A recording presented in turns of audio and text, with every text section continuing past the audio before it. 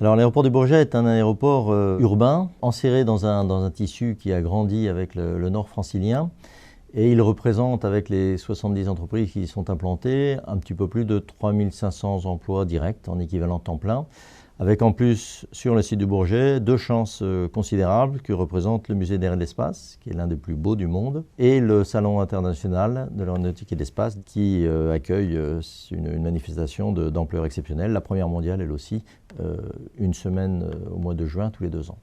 Le Bourget est dédié complètement à l'aviation d'affaires, ce qui n'est pas le cas de beaucoup d'aéroports en Europe. Les plus proches concurrents, qui s'appellent Genève, Luton ou Nice, ont une mixité de trafic entre les lignes aériennes commerciales et l'aviation d'affaires. Au Bourget, on a donc les avantages de l'aviation d'affaires sans les inconvénients de l'isolement.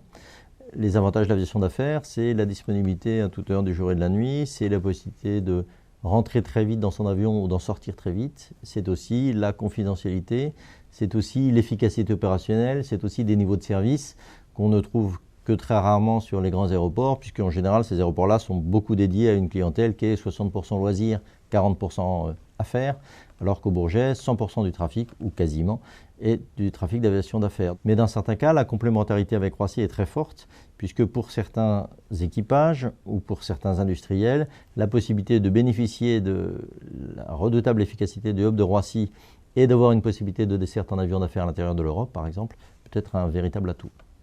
Donc de ce fait-là, l'aviation d'affaires elle a un rôle économique à jouer important dans une métropole comme Paris.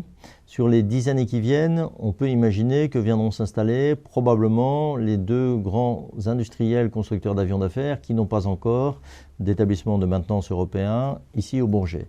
Ces deux grands s'appellent Bombardier et Gulfstream. Ils n'ont pour l'instant pas d'implantation au Bourget, mais ça ne saurait tarder. Nous espérons entre 2023 et 2025 l'arrivée d'une station de métro du Grand Paris Express à l'entrée sud de l'aéroport du Bourget. Cette station sera sur la ligne qui reliera la Défense et l'aéroport Charles de Gaulle. Faire entrer l'aéroport dans la ville et la ville dans l'aéroport, c'est effectivement un de nos objectifs. Et à ce titre-là, ça cadre parfaitement avec les objectifs d'aménagement globaux que peut rechercher l'établissement public d'aménagement en Plaine-de-France sur tout le territoire du Grand Roissy auquel nous sommes fiers d'appartenir.